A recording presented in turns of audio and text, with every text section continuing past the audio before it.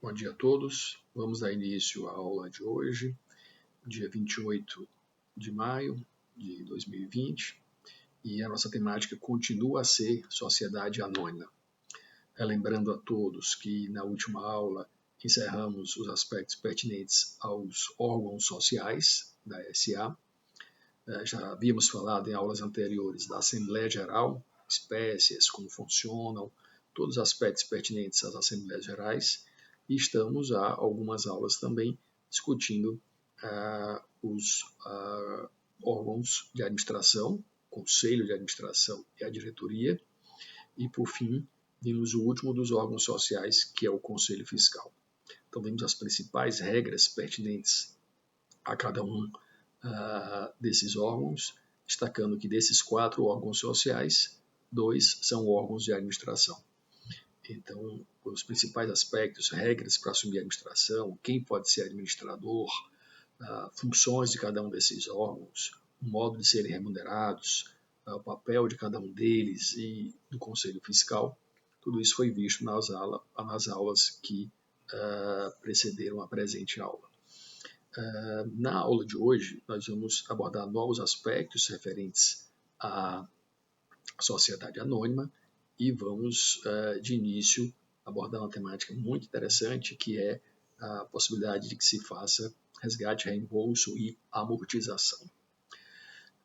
Vamos, de início, falar da amortização por um aspecto, é que, ao falarmos das espécies de ações, falamos das ações de fruição ou de gozo, que são aquelas que foram amortizadas e que, em razão disso,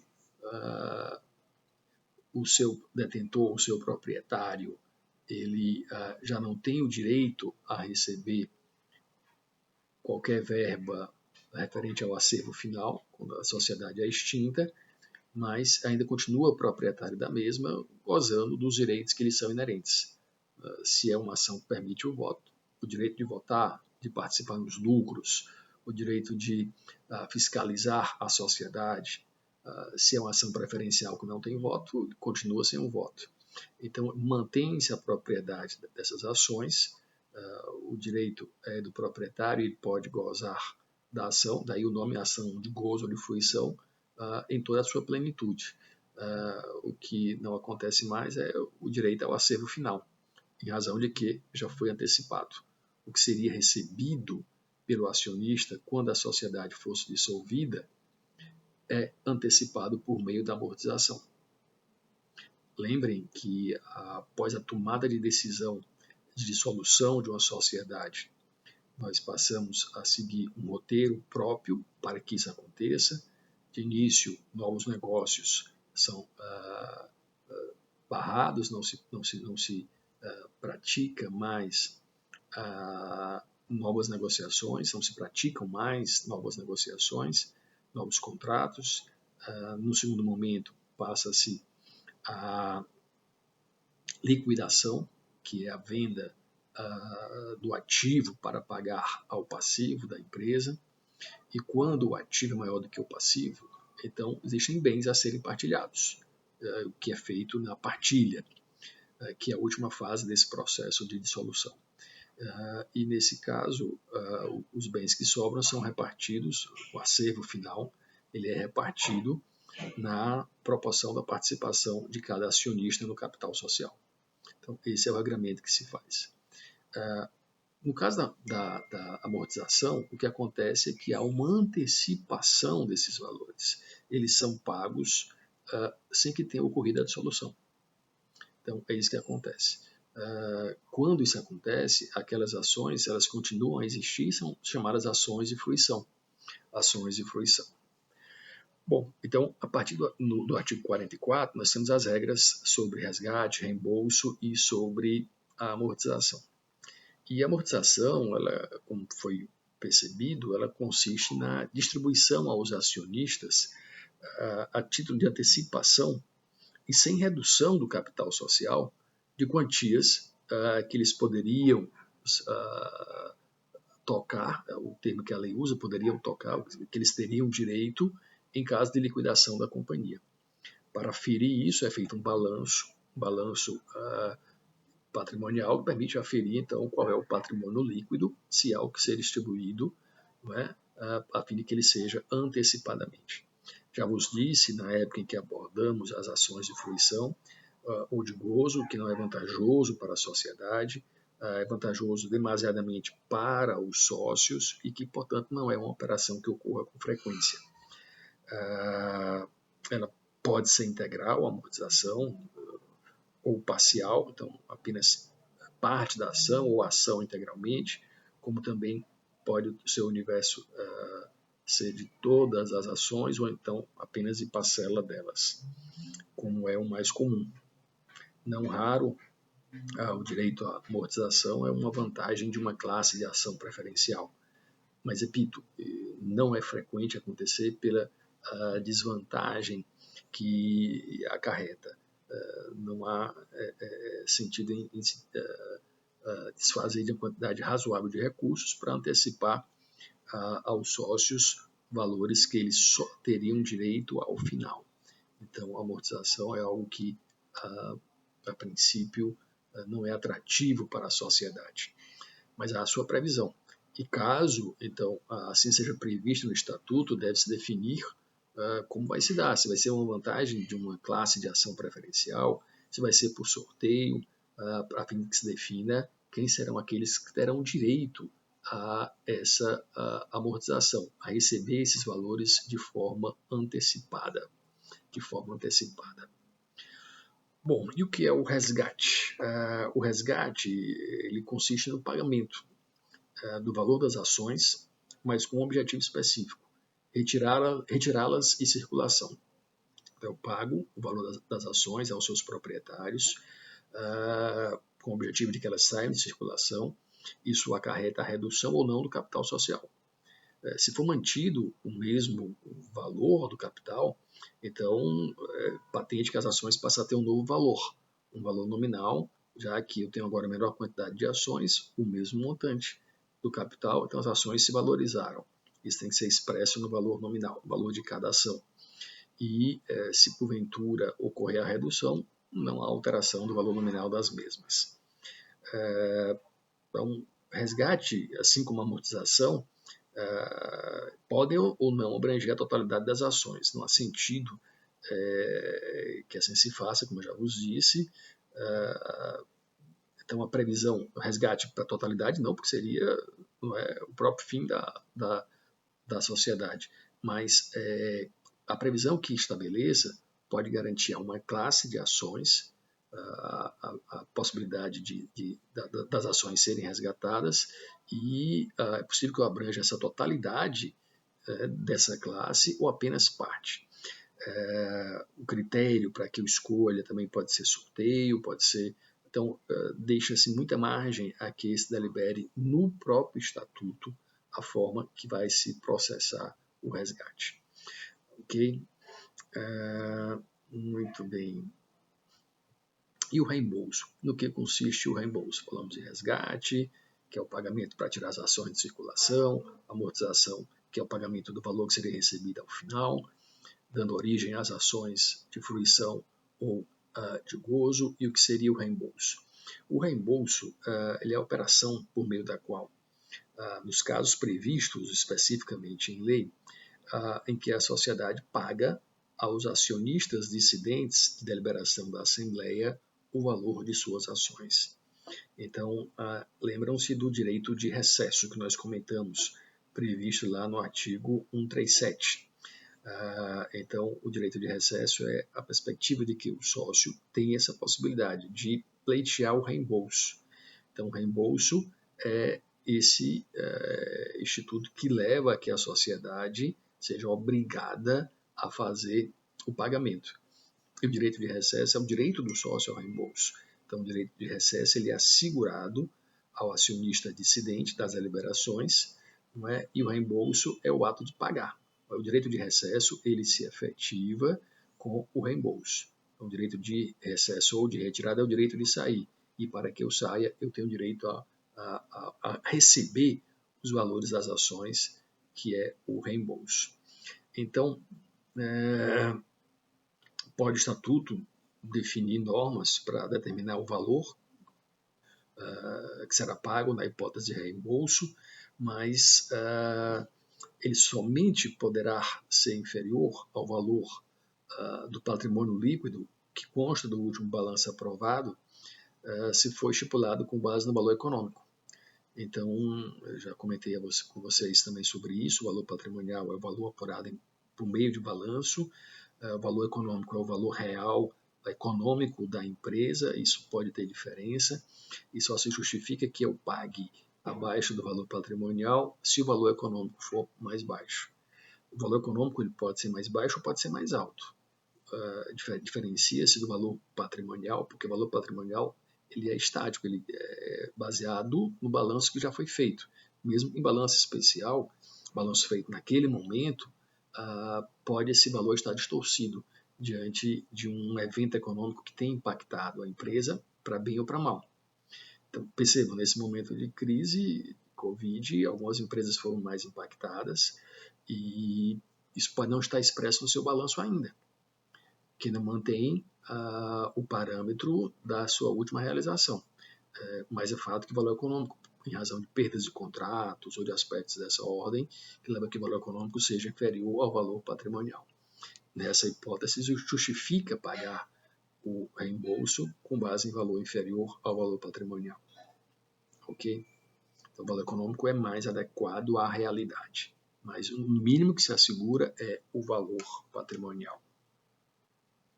Se a deliberação assemblear for realizada mais de 60 dias depois do último balanço aprovado, então é feito um balanço especial, a fim de se apurar o valor patrimonial, a fim de evitar que haja muita distância temporal, que já faça muito tempo entre o último balanço e a assembleia, para que esse valor não seja distorcido. Se for mais de 60 dias, isso leva à necessidade de realização de um balanço especial.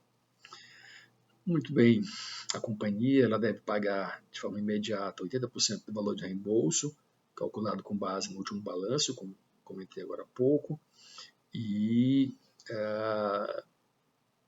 fazendo-se o balanço especial, paga o saldo complementar em até 120 dias a contar da deliberação da Assembleia Geral. Lembrem sempre que isso pode ser pactuado entre as partes. Esses desembolsos não são de pequena monta e pode ser pactuado um prazo diferenciado, um prazo mais elástico. Muito bem. Então, o reembolso é isso, é a obrigação que tem a sociedade de fazer o pagamento nos casos previstos em lei, diante da posição de dissidência, de contrariedade de um acionista com as deliberações que foram tomadas em assembleia.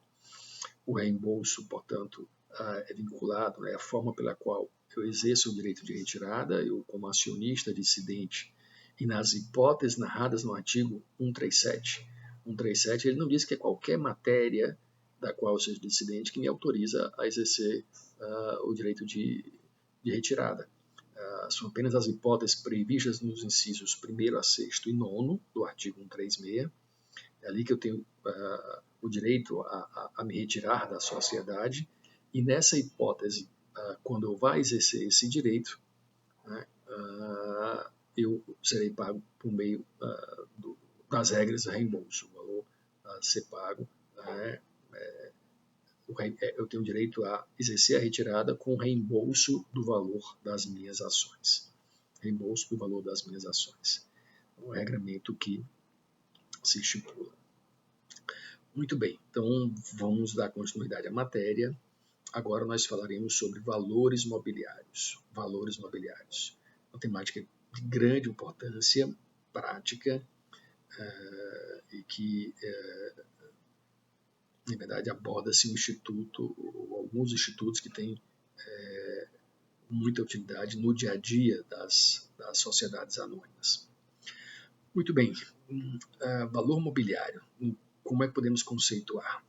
Um conceito mais amplo de valor mobiliário, que é hoje previsto nas regulamentações administrativas da Comissão de Valores Mobiliários, que assim consideram todo e qualquer papel emitido pelas sociedades, no que se inclui, portanto, as ações também. Então, valor mobiliário tem esse conceito mais amplo. E é um conceito mais restrito hoje, em verdade, em desuso em razão da previsão legislativa, normativa, na verdade, da Comissão de Valores Mobiliários, no ato administrativo, que é considerar valor mobiliário apenas os papéis, mas que não expressem participação no capital. Então, os papéis emitidos sem as ações. Então, temos um conceito mais amplo de valor mobiliário, que inclui qualquer papel emitido, qualquer emissão feita pelas SAs, e no qual se inclui as ações, que é o conceito que a CVM tem recepcionado, e há um conceito mais estrito que exclui as ações, incluindo apenas os papéis que não tenham expressão no capital social. Bom, são vários os títulos emitidos pelas sociedades anônimas. Nós temos na Lei 6.404 a previsão de três deles. Temos as partes beneficiárias, temos as debêntures e temos os bônus de subscrição. Alguns outros foram criados pelo próprio mercado e têm aplicação prática e regulados pela Comissão de Valores Mobiliários. Vamos ver de início esses três primeiros previstos na Lei 6.404. São papéis, portanto, emitidos pela sociedade com o objetivo de aliená-los na praça, no mercado, a fim de obter recursos. Percebam a seguinte realidade. Nós já vimos que a criação de uma SA pode ser feita com subscrição pública, portanto, com apelo a terceiros, pessoas que possam querer participar daquele empreendimento, que isso é muito vantajoso, embora não ocorra com tanta frequência no Brasil, mas é muito vantajoso porque é um dinheiro que vem a custo zero. Nessa hipótese, nós estamos diante de uma situação em que os recursos não são creditícios e, portanto, eu tenho pessoas que vão assumir comigo o ônus do exercício da atividade empresarial, são pessoas que vão assumir o risco da atividade e não credores. Então, esse dinheiro vem a um custo zero. Eu não tenho que pagar juros, não tenho que devolver esses recursos aos que me forneceram para criar a empresa. Essa lógica da criação da empresa por subscrição pública, vantajosa, como já comentei em diversos momentos, é para o início da empresa, para a constituição da companhia por essa subscrição, ou para aumento do capital. Nada impede que uma empresa que já exista queira aumentar o seu capital, e nesse aumento de capital, seguindo as regras próprias, ela também faculte que qualquer pessoa possa comprar ações novas. Há um tempo atrás, a Petrobras fez isso, em grande volume, quando foi operar de maneira mais intensa no pré-sal, desenvolver as atividades do pré-sal, extração de petróleo, que demandavam grande quantidade de recursos. A Petrobras precisou de um aumento de capital e ter recursos em maior quantidade para fazer face àqueles investimentos. E naquela oportunidade, houve um grande debate se ela deveria permitir a subscrição daquele capital publicamente, qualquer pessoa poderia participar, ou de maneira privada, apenas para quem já era sócio. Prevaleceu a tese de que o capital seria aumentado apenas por quem já era sócio. A própria União fez um aporte substancial e os outros acionistas que puderam comprar as ações novas que foram emitidas. Mas o que interessa é que houve novo aporte de recursos, ela pode fazer face aos investimentos. Essa opção de aumentar o capital é muito interessante, mas há de se considerar o seguinte: o dinheiro é barato, o dinheiro não vai precisar ser devolvido, então tem todas as vantagens que já foram citadas em diversos momentos pertinentes à própria Constituição por subscrição pública. As vantagens são as mesmas se aumentar o capital com a empresa já funcionando na mesma sistemática. Mas se forem os próprios sócios que fizerem esse aumento de capital, é preciso fazer aquela consideração dos impactos que tem na alteração do capital, seja na participação dos sócios nos lucros, seja da participação dos sócios nas deliberações sociais e no próprio direito ao acervo final. Então, mudar o capital não é algo que se faz a todo momento. E também é importante ter em mente que é bom que a empresa não demande recursos dos seus sócios a todo e qualquer momento, que eles constantemente precisem fazer novos aportes para o capital, a fim de que ela faça face aos seus negócios. Então, há de se ponderar isso. Mas é fato que, precisando de recursos numa sociedade, essa opção por aumentar o capital é vantajosa, mas tem também ponderações que têm que ser feitas. De qualquer forma, é muito mais vantajoso do que ir ao sistema financeiro, tomar recursos, não é, diante do custo do dinheiro, da obrigação de devolvê-lo, das garantias que têm que ser ofertadas.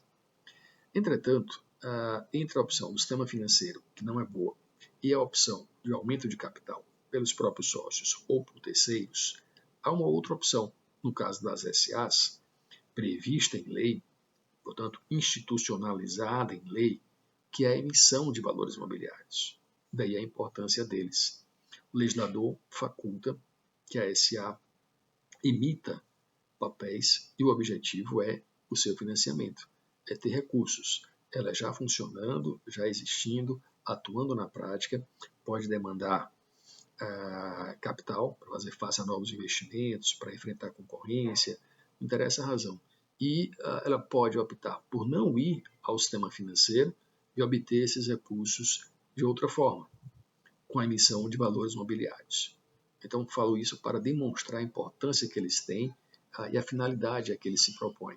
Eles são emitidos com o objetivo de permitir à sociedade fazer face a investimentos, a fazer face às demandas que tem no exercício da atividade empresarial. Todos eles têm esse objetivo geral, de permitir que a sociedade obtenha recursos para melhor funcionar. Agora, pensemos na perspectiva dos potenciais compradores desses títulos. Como nós vimos, o valor mobiliário, no sentido mais restrito, ele não tem participação no capital. São papéis emitidos pelas sociedades sem participação no capital. A ação é que me permite ser sócio. Qual a vantagem que tenho em adquirir um desses papéis? Esses papéis asseguram vantagens diferenciadas, distintas. Então, ao comprar-se uma parte beneficiária, eu tenho uma contrapartida que não se confunde com a contrapartida daquele que adquire uma debênture ou daquele que adquire um bônus de subscrição.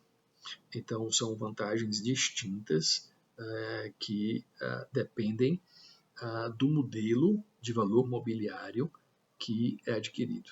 Ou um comercial paper, que é um valor mobiliário não regulado na Lei 6.404, mas por instrução normativa da Comissão de Valores Mobiliários, tem grande aplicação no mercado. Então, a vantagem que lhe é assegurada não se confunde com a vantagem que é assegurada ao proprietário de uma debênture ou de uma parte beneficiária, por exemplo. Então, são modelos diferentes. E cada valor mobiliário vai assegurar ao seu proprietário, portanto, uma contrapartida distinta. Ok? Então, sabemos que eles são importantes, que eles são instrumentos essenciais para o financiamento do exercício da atividade empresarial por meio de uma SA.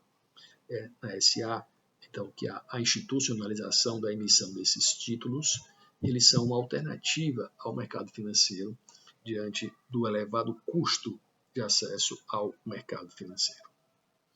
Ok? Bom, vamos ver esses títulos e comecemos pelas partes beneficiárias. Que vantagens as partes beneficiárias asseguram, o que são, como funcionam.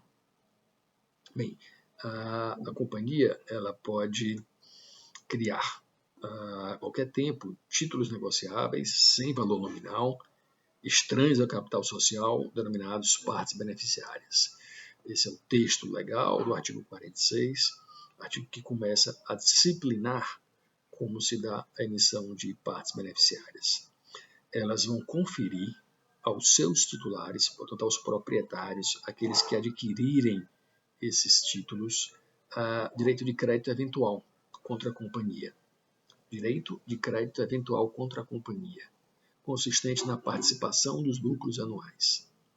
Percebam, aqueles que participarem da empresa adquirindo partes beneficiárias, aqueles que forem proprietários de partes beneficiárias, serão titulares de direitos de crédito junto à companhia, direitos de participação nos lucros da empresa. É um direito de crédito eventual, por quê? Porque pode não ter lucro. Eu, ao adquirir aquele título, passei a ter direito a um percentual de participação nos lucros da empresa. Se a empresa não tiver lucro naquele ano, eu não tenho o que receber e nada posso exigir.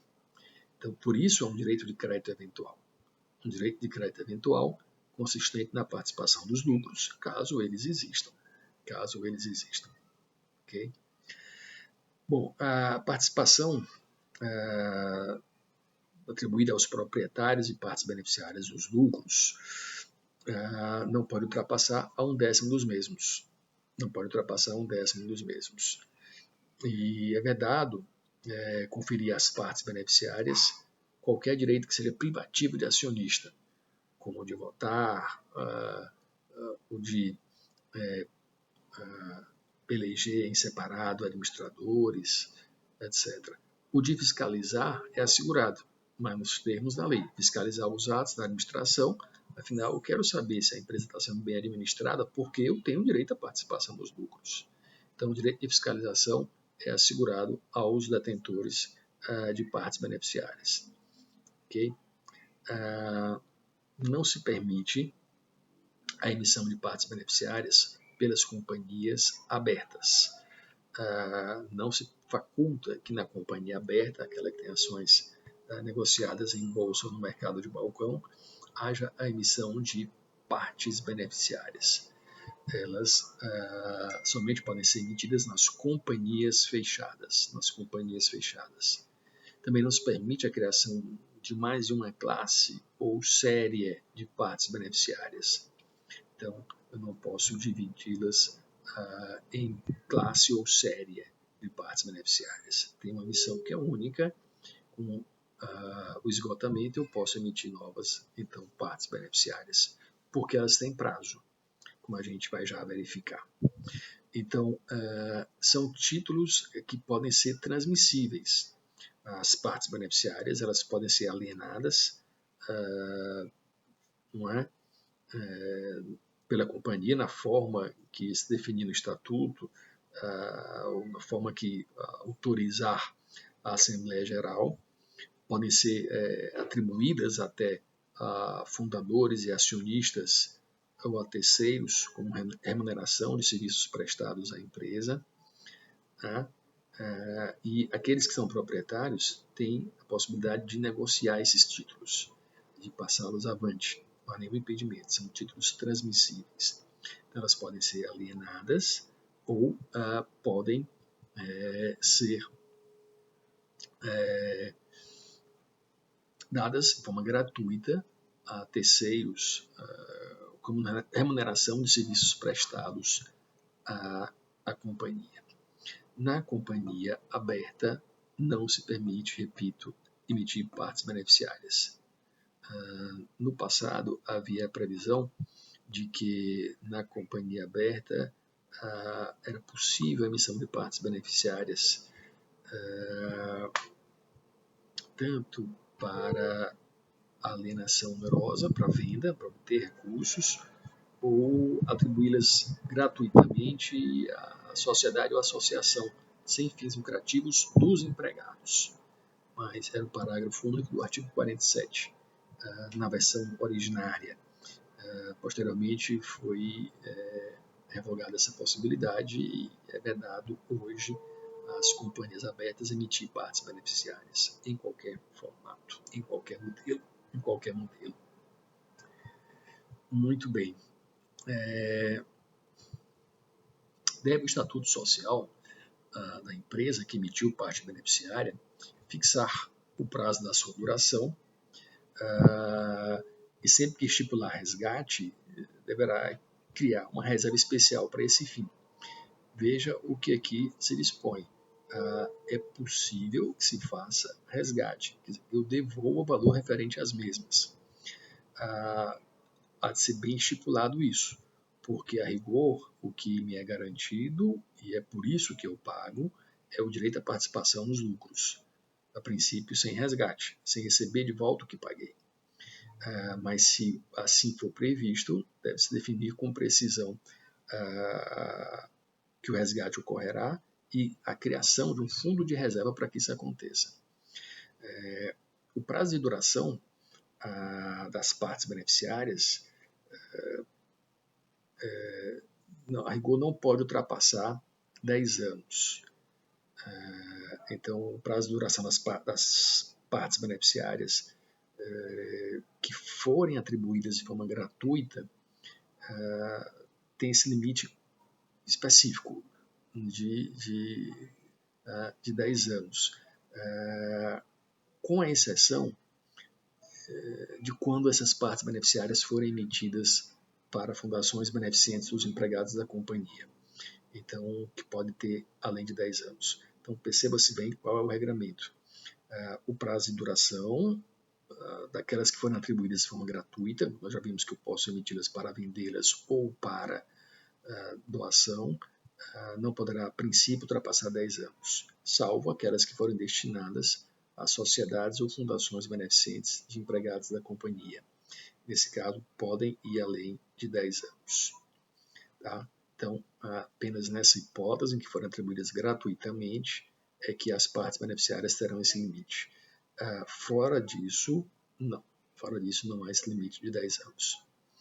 O Estatuto também poderá prever a conversão das partes beneficiárias em ações mediante capitalização de uma reserva criada para esse fim. Aí vejam, então, parte beneficiária pode prever também, em caráter excepcional, não é o padrão, a sua conversibilidade em ações. Então, veja que nós temos um núcleo de vantagens asseguradas à parte beneficiária. Esse núcleo é a participação do proprietário nos lucros da empresa. Entretanto, outros direitos podem ser agregados excepcionalmente, desde que definido quando do momento da emissão desse valor mobiliário. Então, é possível a criação de partes beneficiárias que sejam conversíveis em ações, mediante a capitalização. É criada uma reserva específica para esse fim. Então, se isso for feito, admite-se a conversibilidade. Muito bem. E se a empresa for liquidada depois de solvido o passível exigível, os titulares das partes beneficiárias terão direito, de preferência, sobre o que restar do ativo, até a importância da reserva para resgate ou conversão. Lembrem, caso haja resgate. A rigor, eu posso não ter o resgate, posso não ter a conversibilidade em ações, posso manter o núcleo central de vantagem, que é o direito à participação nos lucros da empresa. Ok? Bom, houve então a restrição à emissão de partes beneficiárias pelas companhias abertas. O seu universo, portanto, de utilização hoje é restrito às companhias fechadas. É verdade que nós temos um número muito maior de companhias fechadas do que abertas no Brasil, mas as maiores empresas, muitas delas têm abertura de capital, são abertas ao capital e não podem se utilizar desse mecanismo de financiamento. O objetivo, de uma forma geral, é evitar que eu tenha regimes jurídicos diferenciados. Como nós já comentamos aqui, inclusive aos próprios acionistas, a tendência atual que nas companhias abertas, como regra de governança, não se faça a emissão de ações preferenciais para não criar acionistas com regimes diferenciados. Da mesma forma, credor com direito a participar nos lucros pode ser algo não atrativo para as companhias abertas. E na perspectiva do investidor comum, Então, me parece que essa é a lógica da proibição fixada expressamente na lei. Bom, ainda sobre partes beneficiárias, então, há um certificado que deve conter a denominação parte beneficiária de maneira muito clara, expressa. Tem que haver a identificação completa da companhia, sede, seu prazo de duração, caso tiver, o valor do capital social, a data do ato que o fixou, o número de ações em que se divide, o número de partes beneficiárias criadas pela companhia, com o respectivo número de ordem, os direitos que lhes são atribuídos pelo Estatuto, o prazo de duração e as condições de resgate, se houver resgate, como já destacamos, a data da constituição da companhia e do arquivamento e publicação dos seus atos constitutivos também deve fazer parte. E, por fim, o nome do beneficiário e a data da emissão do certificado e a assinatura dos respectivos diretores. Pelo menos 2 deles. Pelo menos 2 diretores. Bom, é isso que deve conter o certificado de emissão de partes beneficiárias. Com ele que eu demonstro, eu comprovo que sou proprietário. Por meio dele que eu comprovo que sou proprietário. Elas sempre serão nominativas, identificam, portanto, como vimos agora há pouco, quem é o seu proprietário. Ok? Muito bem. E se for modificado o estatuto, o que é que pode ser feito em relação às partes beneficiárias? Olha, a Lei 6.404 prevê que a reforma do estatuto, que modificar ou que reduzir as vantagens conferidas às partes beneficiárias, ela só terá eficácia quando aprovada pela metade, no mínimo, de seus titulares, reunidos em Assembleia Geral Especial. Então, se eu quero alterar o estatuto para suprimir vantagens, para alterar vantagens que eram garantidas aos detentores de partes beneficiárias, eu devo aprovar essa modificação em uma assembleia pelos próprios proprietários de partes beneficiárias, uma assembleia específica deles, em que metade, no mínimo, dos seus proprietários assim decida. Então vejam qual é a sistemática. A assembleia aprova, os acionistas aprovam, mas essa deliberação fica condicionada à aprovação dos proprietários de partes beneficiárias. Se eles não aprovarem, não vale a modificação estatutária. Ok? Muito bem. Então, essas são as principais regras referentes às partes beneficiárias. As partes beneficiárias. Um outro título que tem grande importância prática, previsto na Lei 6.404, são as chamadas debêntures. As debêntures. A regulação consta a partir do artigo 52 da Lei 6.404 e é facultado às companhias emitir debêntures que conferirão, atribuirão aos seus titulares direito de crédito contra a companhia, conforme foi estipulado na escritura de emissão. Então, há uma escritura de emissão que detalha, que disciplina as vantagens que são atribuídas aos compradores, aos titulares de debêntures. Mas, assim como nas partes beneficiárias, há um núcleo central de direitos que são assegurados aos proprietários das partes das debêntures e há também outras vantagens que podem ser acrescidas. Ok? Bom, qual o núcleo central? A vantagem principal que há para o proprietário da debênture é a devolução do valor que ele pagou pelos papéis, acrescido de juros, dos juros combinados. Então, aqui a hipótese de resgate ela é real. A vantagem central, a vantagem nuclear é receber de volta o que foi pago pelo título no prazo combinado com os respectivos juros incidentes, com os juros que foram combinados. Essa é a vantagem principal, a qual podem ser agregadas outras vantagens. Mas vejam o seguinte,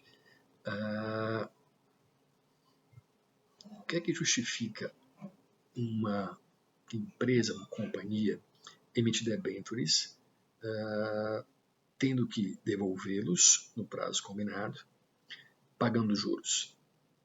Ora, para entender a motivação da empresa na emissão de debêntures, é preciso entender que outra opção ela tem para se financiar. A emissão de debêntures evita que a empresa tenha que ir ao mercado financeiro obter recursos. Então, a emissão de debêntures é mais barata do que tomar recursos financeiros no mercado financeiro. Quando uma empresa vai ao mercado financeiro, ela vai tomar recursos emprestados, os quais deve devolver. O custo desse dinheiro é muito elevado, ou seja, os juros que vai pagar são os mais altos. Além disso, ela vai ter que oferecer garantias. As instituições financeiras não liberam recursos sem a oferta de garantias, que podem ser fianças bancárias, podem ser imóveis, carros, em regra, num valor que seja de 150% do valor emprestado. Então, elas recebem, imaginemos, R$1 milhão, tem que oferecer garantia de R$1,5 milhão. É o padrão de atuação dos bancos.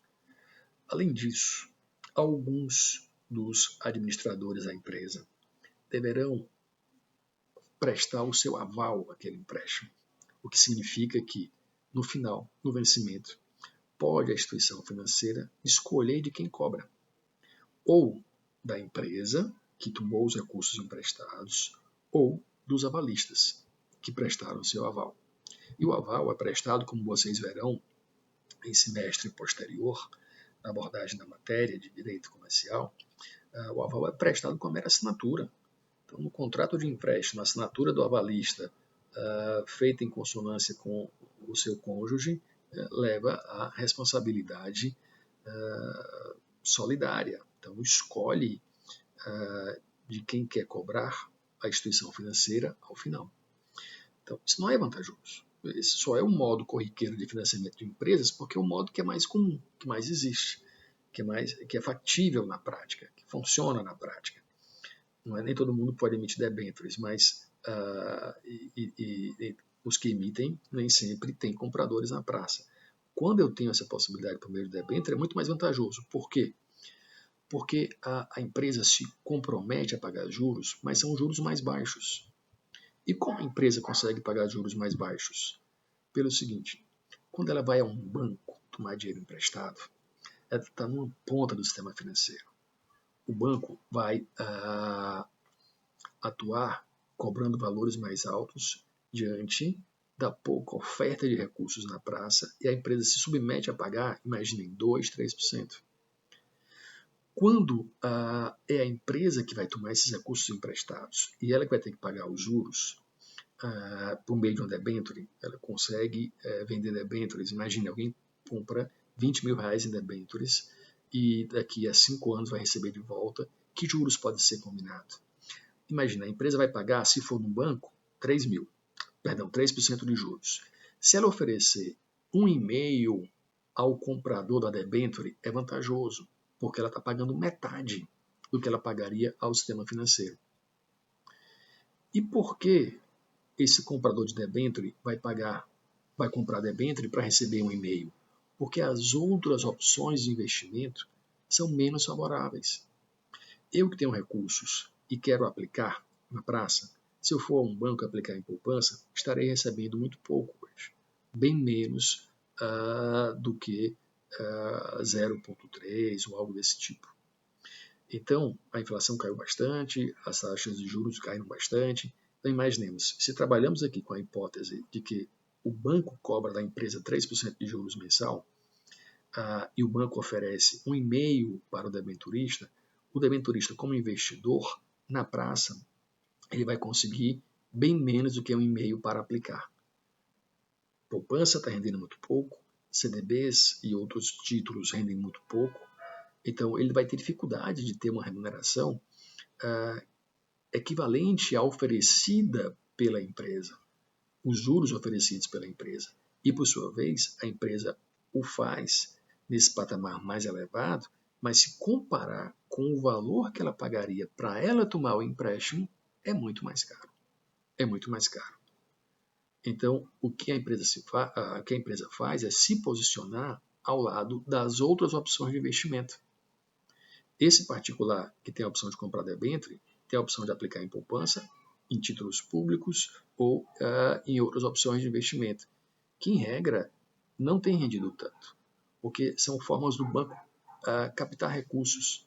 O banco capta esses recursos, paga essas quantias que não são tão expressivas e na hora que empresta, ele cobra mais caro.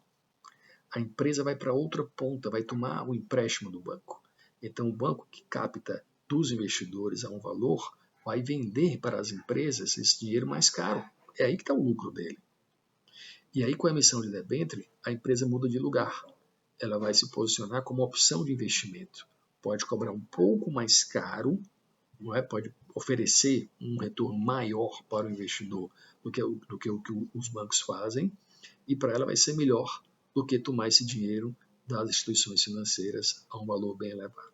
Então, essa é a lógica de justificativa para a emissão de debêntures. Muito razoável. Para a empresa é vantajoso assim fazer. É isso que justifica a emissão desses papéis pelas empresas e é isso que os torna atrativos. Um outro aspecto também é o próprio prazo. O vencimento a rigor é de médio, de prazo de médio a longo prazo.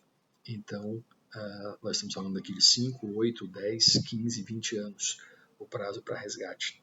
É da natureza da debênture em si esses prazos mais expressivos para resgate. Isso faz com que a empresa tenha uma folga na efetiva devolução desses montantes. Então, se firme a ideia que a vantagem básica do adquirente de debêntures é receber de volta o que pagou com os juros pactuados.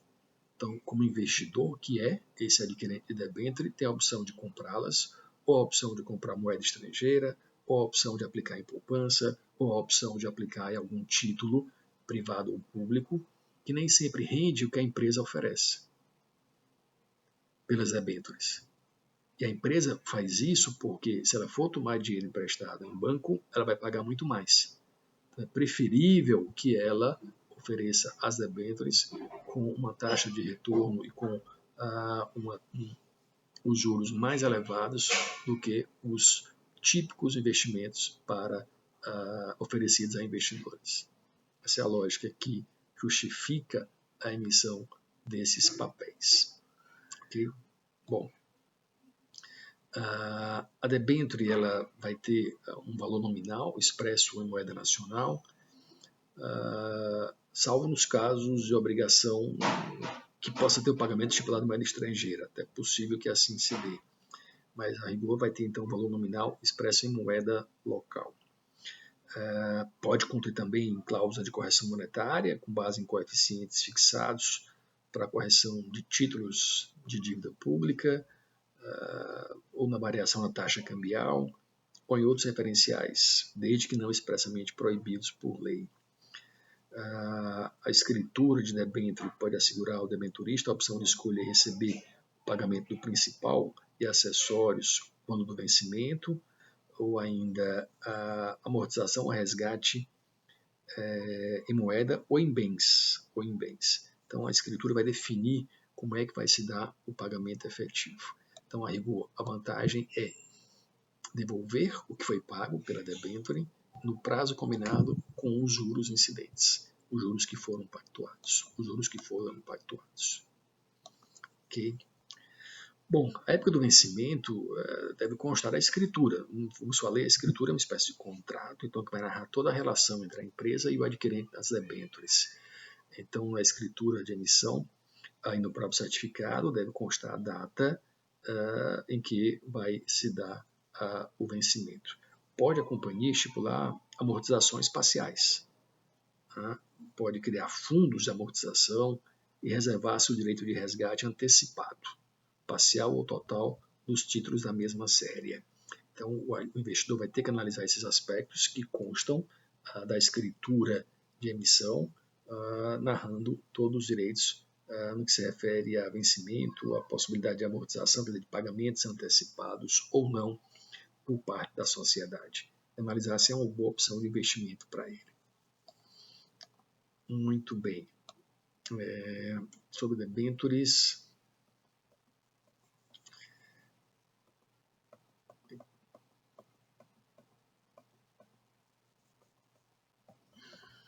Debênture pode,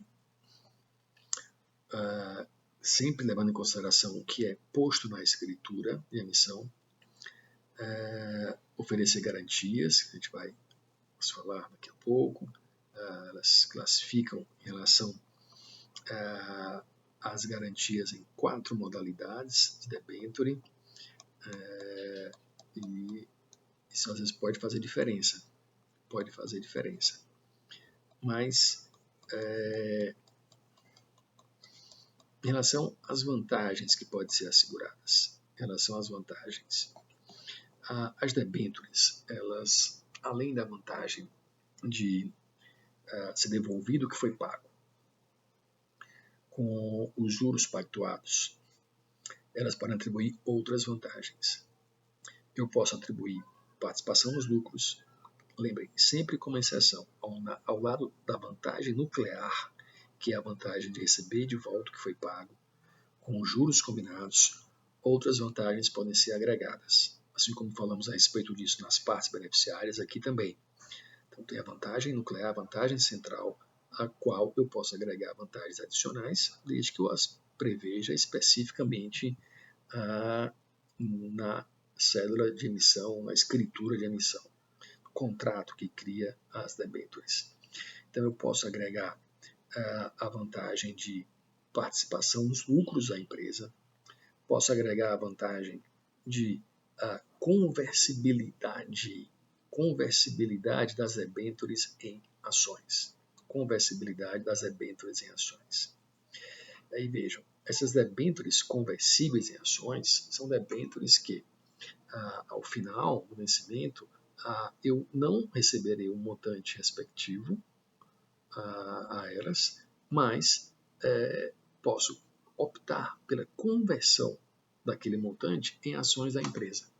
É evidente que, para que isso aconteça, eu tenho que ter autorização para aumento do capital. Não, novas ações vão implicar em aumento do capital social e é necessário que já haja essa autorização.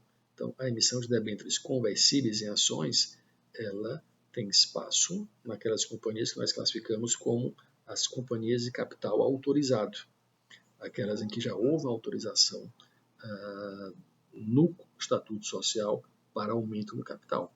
É nelas que se prevê a possibilidade de que o capital seja aumentado, dependendo apenas de deliberação do Conselho de Administração, daí que nelas o Conselho é obrigatório e dispensada a autorização da Assembleia, porque já foi feita previamente. Então aí cabe a opção de debêntures conversíveis, debêntures que podem se transformar em ações. Então, nós temos essas possibilidades e vantagens adicionais previstas na emissão de ações, previstas na escritura de emissão de debêntures. Bem, tem alguns requisitos que são exigidos, são necessários para a emissão de debêntures.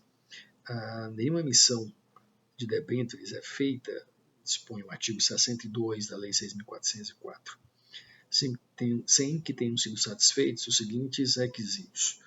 Primeiro, o arquivamento na junta comercial e publicação da ata da Assembleia Geral ou do Conselho de Administração que deliberou sobre a emissão.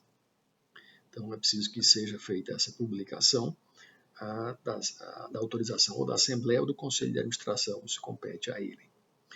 A inscrição da escritura também na junta comercial. Então, devo fazer a inscrição da escritura de emissão, que tem todos os direitos, também na junta comercial. Devo fazer a constituição das garantias reais, se for o caso. Não falamos de garantias ainda, já vos adiantei que as debêntures se dividem em relação às garantias que oferecem aos seus proprietários, os 4 modelos de debêntures em relação às garantias. Se a previsão é de garantias reais, então elas devem ter sido constituídas para que se possa fazer a emissão de debêntures com garantia real. Ok?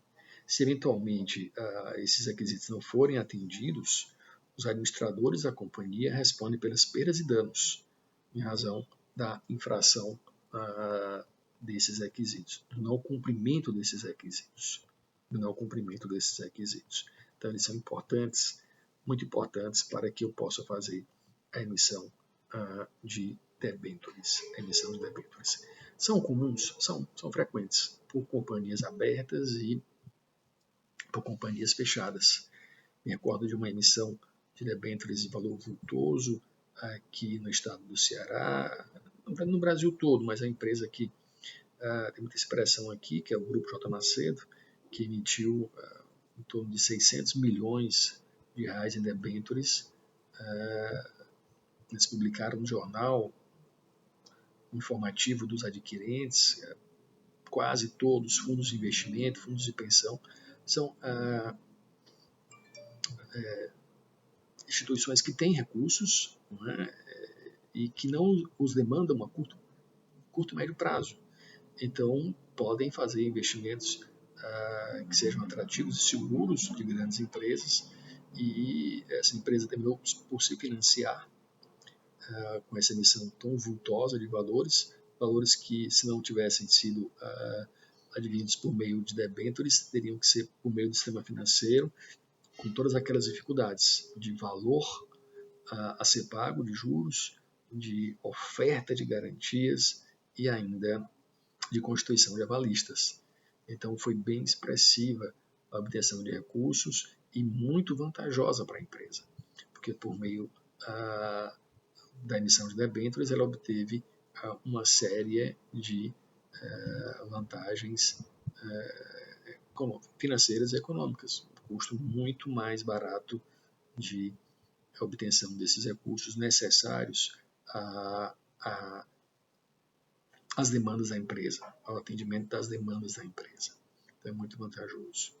Muito bem, então nessa nossa aula de hoje, dia 28, a gente encerra por aqui. Voltamos na próxima aula, no dia 2 de junho, abordando aspectos pertinentes às debêntures ainda. Terminaremos as debêntures, depois passaremos a abordagem dos grupos e consórcios. Então vamos falar de debêntures, bônus de subscrição e comercial paper, e aí acabaremos a abordagem sobre valores mobiliários e passaremos então a grupos e consórcios. Então estamos nos aproximando do fim da matéria da sociedade anônima e após o que iniciaremos a discussão sobre a pequena empresa, que é o nosso último tópico do conteúdo da disciplina nesse semestre. Então encerro aqui, agradeço mais uma vez a participação de cada um de vocês, esse esforço para acompanhar as aulas que todos temos feito e para que vocês não fiquem sem o conteúdo da disciplina. Um abraço a todos e até a nossa próxima aula. Muito obrigado.